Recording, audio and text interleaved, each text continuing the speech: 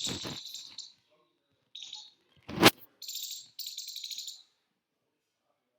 friends, we had promised that this is going to be the third lecture of the 21st lectures of learning English free online. Um, we could have live streamed it, but वो possible नहीं हो पाया। मैं अपने गांव में हूँ, यहाँ पे एक टेक्निकल रीज़न है, इंटरनेट बहुत स्लो है, लेकिन उसके बावजूद भी we are going to share about some mistakes. तो जैसा कि आपने शेड्यूल में देखा था, थर्ड लेक्चर जो है, जैसे उसमें हम ये जानेंगे कि किस तरह की मिस्टेक्स हम लोग इंग्लिश लैंग्वेज में करते हैं, वो मिस्टेक्स क्यों होती हैं और उन मिस्टेक्स को रेक्टिफाई कैसे किया जा सकता है।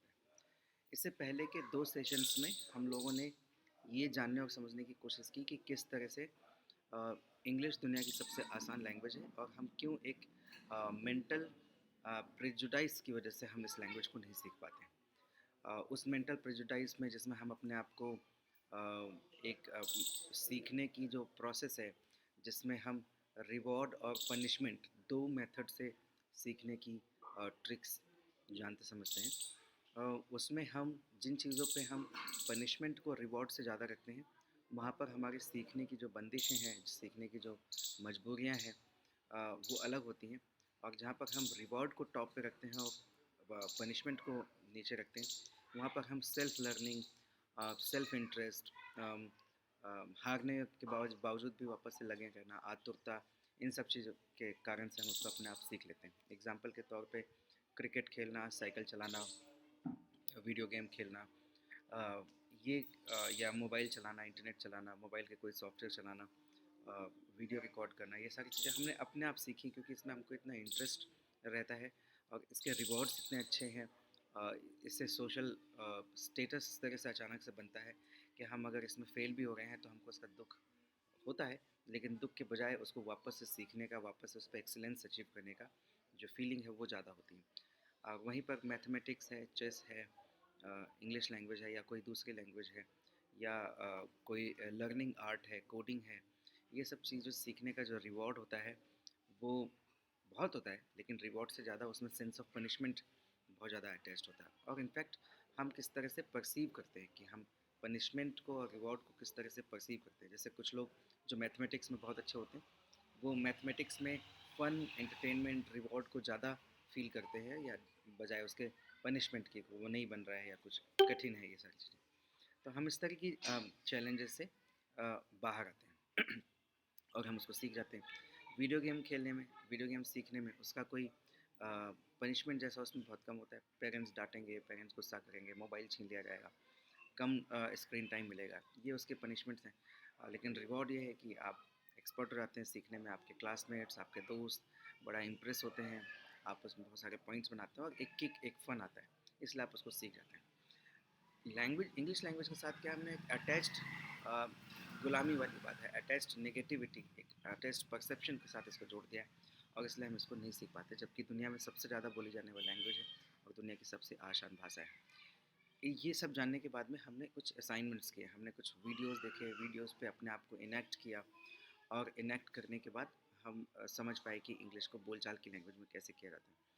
और हमने जानबूझ के कुछ गलतियाँ की, राइट। मैंने आपको बोला कि आई के सामने कोई भी वर्ब लगा दो, ही के सामने कोई वर्ब लगा दो, इट के सामने कोई वर्ब लगा दो और बस उसको बोलते रहो। उसमें अगर गलतियाँ हैं तो आप उस गलती को, चिंता मत कीजिए, उस गलती को बाद में सुधारा जाए। आज जो तीसरा सेशन है, उस तीसरे सेशन में हम उस गलती की तरफ ध्यान देंगे।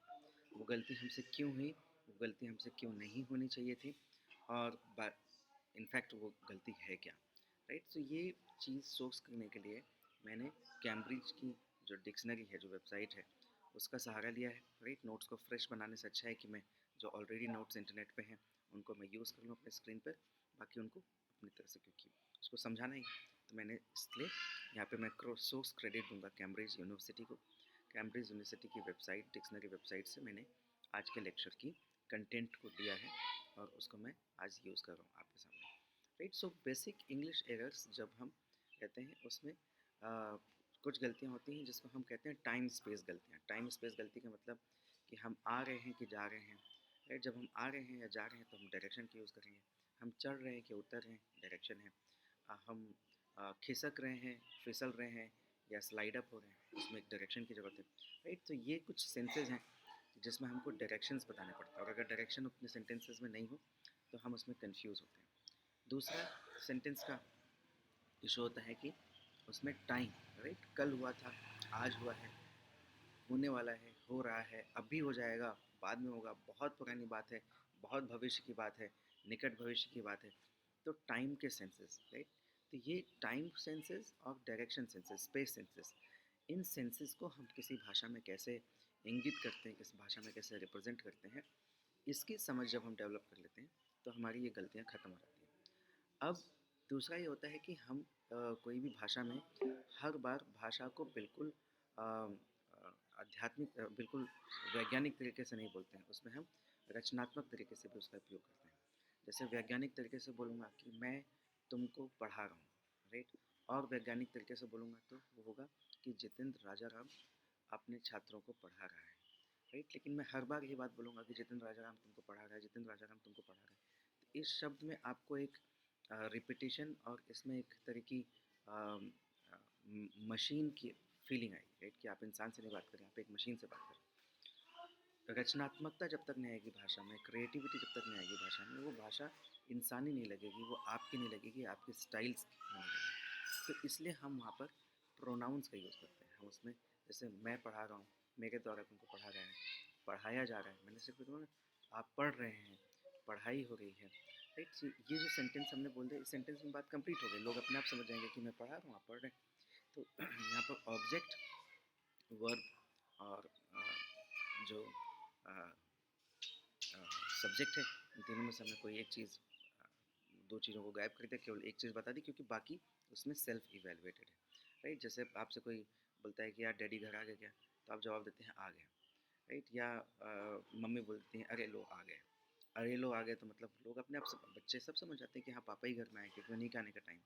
तो इसमें हम ये नहीं कहते हैं कि राजा राम वर्मा, मेरी माँ ने बताया, मेरी माँ उषा रानी ने बताया कि राजा राम वर्मा हमारे भोपाल के घर में आ गए, तो इतना उसको बोलने की ज़रूरत नहीं होती, राइट। तो एक वैज्ञानिक कोण है भाषा का, और एक रचनात्मक कोण है, क्रिएटिविटी है उसमें इन्वॉल्व है।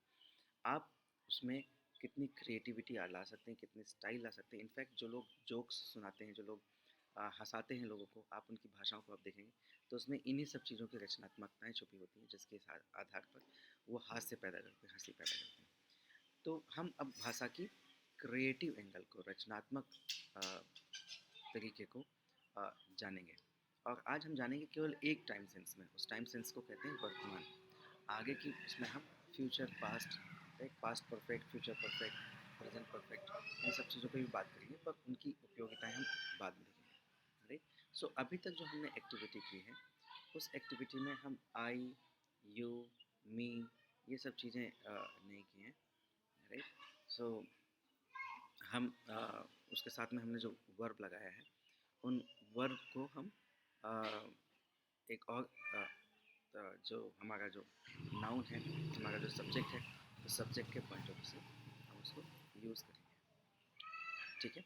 सो जब हम आई यूज़ करते हैं तो आई के साथ में कोई भी वर्ब यूज़ आएगा, जैसे I work, you work, we work, they work, right. जब हमने इस तरह के वर्ड्स यूज़ किए, राइट, जब हमने बिल्कुल बेस सब्जेक्ट, जिसमें एक सब्जेक्ट एक ह्यूमन है, जिसमें एक सब्जेक्ट सिंगुलर ह्यूमन है, राइट, या प्लूरल ह्यूमन है, हम जब वो यूज़ करते हैं तब उसमें हम कोई भी एक्सटेंशन वर्ब पे नहीं लगाते हैं। लेकिन जब हम थर्ड पर्सन की बात करें, जहाँ पर हम एक्शन, नरेटर दूसरा है, और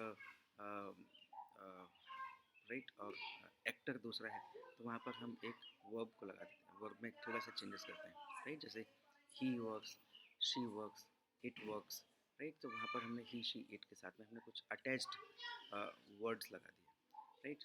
सो अब ये क्यों हम करते हैं, राइट। ये हम करते हैं, हम ये डोनेट करने के लिए कि यहाँ पर जो करता है, यहाँ पर जो सब्जेक्ट है और जो नरेटर है, वो दोनों अलग अलग हैं। उन दोनों की इन्वॉल्वमेंट उस एक्ट से लेकर के वो डायरेक्ट है कि नहीं है, राइट। सो अगर आई वर्क है तो मतलब मैं डायरेक्टली इसमें इन्वॉल्व हूँ, तो मैं कर रहा हूँ, तो इसमें हम कोई भी एक्स्ट्रा वर्क के साथ कुछ भी नहीं लगाएंगे। लेकिन शी वर्क्स, तो उसमें वो काम कर रही है, मैं एक स्पेक्टेटर हूँ, राइट। सो मैं उस काम का हिस्सा नहीं हूँ, तो नेचुरली वहाँ पर मैं एक वर्ब में एडिशनल डिनोशन लगाऊंगा, ये बताने के लिए कि वहाँ पर एक एक्स्ट्रा वर्ब है।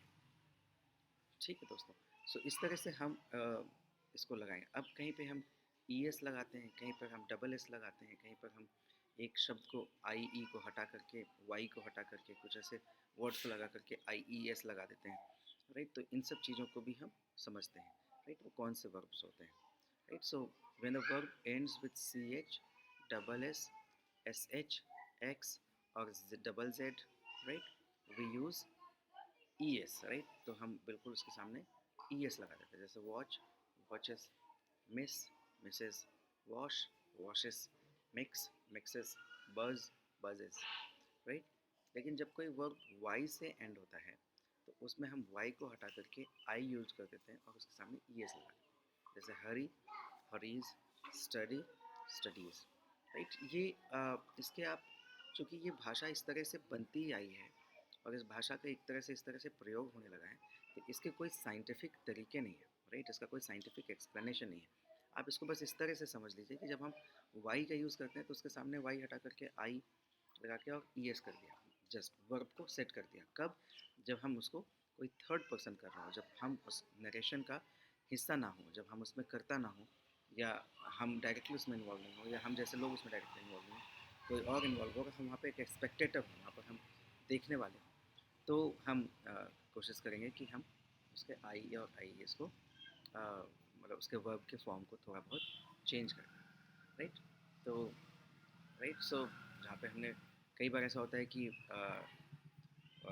वाई लगा हुआ है लेकिन वाई के जस्ट जो पहले है वहाँ पे वॉवल लगा हुआ है, राइट। तो उसमें फिर हम ई एस नहीं लगाते हैं, राइट। हम वाई को हटाते भी नहीं हैं, उसके सामने सिंपली एस लगा देते हैं, right. So it pays, it enjoys, right. So ये एक चीज़ आपको और याद रखनी पड़ेगी कि वॉवेल्स उसके सामने यूज़ है।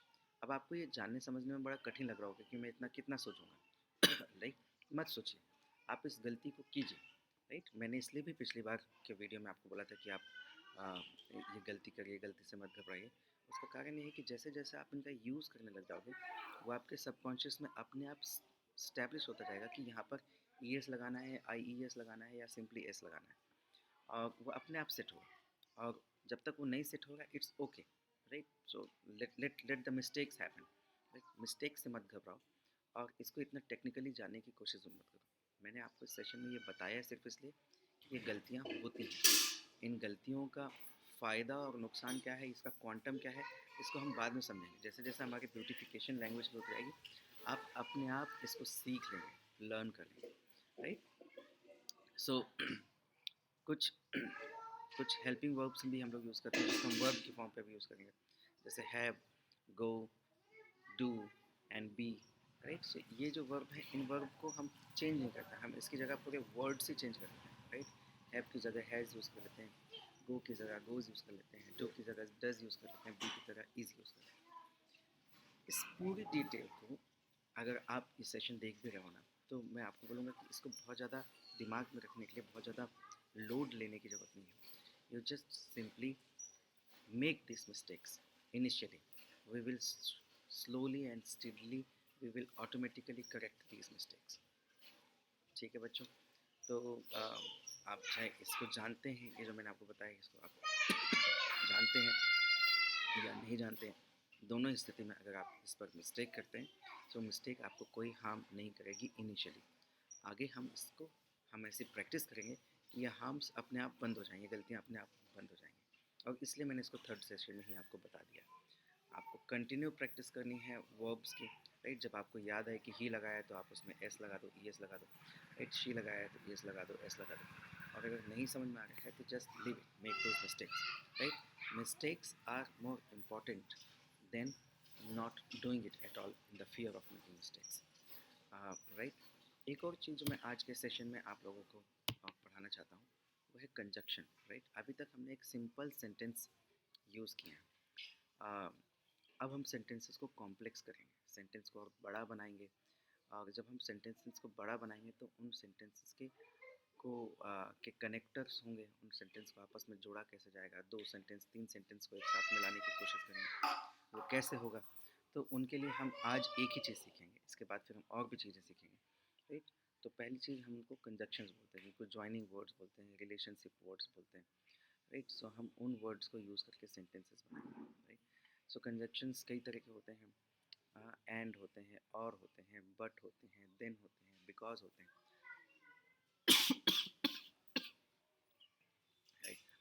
सो जब वर्ड्स को कोऑर्डिनेट कर रहे होते हैं, राइट, एज, एंड, बट, जो इस तरह के वर्ड्स होते हैं ये कोऑर्डिनेशन कंडक्ट होता है, एक सेंटेंस का दूसरे सेंटेंस से कुछ ना कुछ कोऑर्डिनेट हो रहा है, बराबरी है दोनों सेंटेंसेस में, तब हम ऐड, राइट, कि मैंने एप्पल खाया और ग्रेप्स खाए, राइट। सो ग्रेप्स और एप्पल में कोई सबऑर्डिनेशन नहीं है, कोऑर्डिनेशन है, राइट। ये पैरेलल दोनों ही फ्रूट्स हैं, दोनों की सेम वैल्यू है।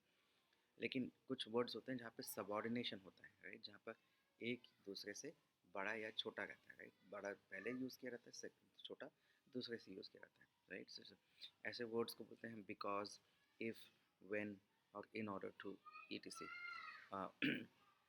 इसमें हमेशा एक सबऑर्डिनेटेड क्लॉज रहता है, right. I did it because it helps me learn, right. मैंने ये किया क्योंकि ये करने से मैं सीखता हूँ, right. So I did it important है, राइट। क्यों किया है वो एक्सप्लेनेशन है, वो एक्सटेंशन है, सबऑर्डिनेशन है, राइट। तो I would have come if you have come, you would have come, right. मैं आ जाता अगर तुम आए होते, राइट। तो मैं आ जाता इज़ इम्पॉर्टेंट, राइट। क्यों आता, कैसे आता, तो वो जो यदि तुम आ जाते तो मैं आ जाता, राइट। सो यहाँ पे सेंटेंस का सबऑर्डिनेशन है, right. I will reach home when mom will reach, right. मैं तब घर आऊँगा जब मम्मी घर आ जाएंगी, तो जब जो है वो भी एक कंजक्शन है, राइट। सो इस तरह से हम इन कंजक्शंस को यूज़ करेंगे, जॉइनिंग वर्ड्स को यूज़ करेंगे, right. I practice in order to perfect my art, right. So in order to, right, मैं प्रैक्टिस करता हूँ ताकि मैं अपने आर्ट को परफेक्ट करूँ। सो इस तरह के लिंकिंग शब्द हैं, राइट। और भी लिंकिंग शब्द हैं, when, while, before, after, until, once, as soon as, right. So इन वर्ड्स को हम कैसे यूज़ करेंगे, कब यूज़ करेंगे, इनकी अब हम प्रैक्टिस करेंगे। तो जो मैं आज असाइनमेंट्स आपको दूंगा, उस असाइनमेंट्स में एक वीडियो होगा, उस वीडियो में आप लोगों को दो चीज़ें ढूंढनी है। क्या दो चीज़ें ढूंढनी है कि उसमें कंजक्शंस कौन से लगे हुए हैं, सबऑर्डिनेट कंजक्शंस लगे हुए हैं, कौन कौन से वर्ड्स हैं उसमें कंजक्शंस के जो यूज़ किए गए हैं, कब यूज़ किए गए हैं, और उसमें कब वर्ब्स में आई एस लगा है, ई एस लगा है, कब आई ई एस लगा है, कब एस लगा है, और वो क्यों लगा है। क्या वो जो मैंने अभी लेक्चर आपको दिया है उसमें, वो लेक्चर में वो सेम है या उसमें कुछ दोहराव है, कुछ गलती है, कुछ मिस्टेक्स हैं। तो ये असाइनमेंट्स में आज आपको करना है, राइट। और पिछले जो दो असाइनमेंट्स आप लोगों ने नहीं किए हैं वो दोनों असाइनमेंट्स भी आप लोगों को लगातार करना है। अगले संडे को हम चौथे सेशंस में मिलेंगे और इस तरह से टोटल 21 सेशंस हैं। अगर आप चाहते हैं कि आपके दोस्त, आपके भाई, आपके साथी, आपकी बहन, कोई भी इस फ्री इंग्लिश क्लास में जुड़ना चाहता है तो प्लीज़ उनको जोड़िए, राइट। और उनको इस चैनल पे सब्सक्राइब कीजिए और उस पर बेल आइकन दबाइए ताकि आपको नेक्स्ट वीडियो के बारे में भी लगातार पता चलता रहे। Thank you very much for watching it. We'll meet next Sunday live again. Thank you.